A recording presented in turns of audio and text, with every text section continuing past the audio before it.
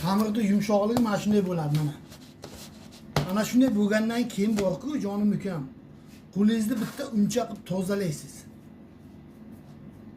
Uncha qilib tozalang. Qo'lingizda xamirlarni hammasini tushirib tashlaysiz. Xo'pmi?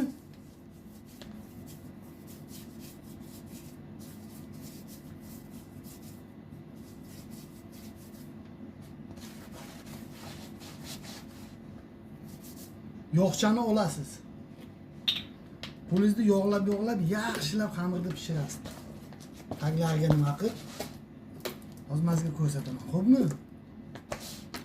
Jonim ukam, qila olmasangiz ayting, o'rgatginizcha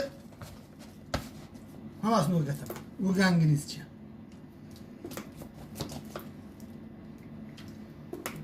Ana shunday qilgandan keyin xamirchani yaxshilab pishirasiz.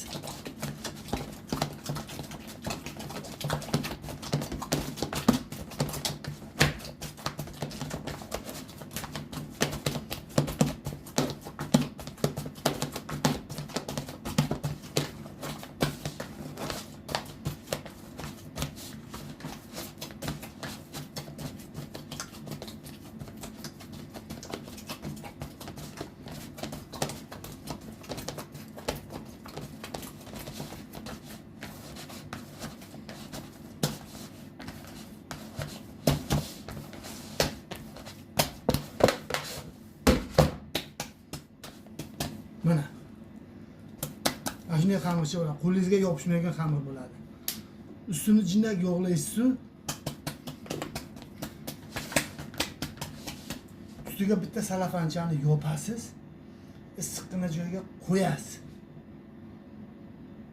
Yarim soat turgandan keyin tog'aga bilan bitta bo'lsa, keyin shipillatasiz. Voy, yuragim uzilib ketdi. Xamir qilaman deb. Böyle.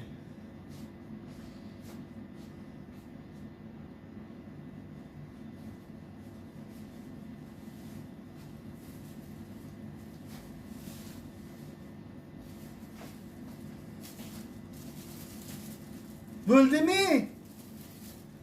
Böldü.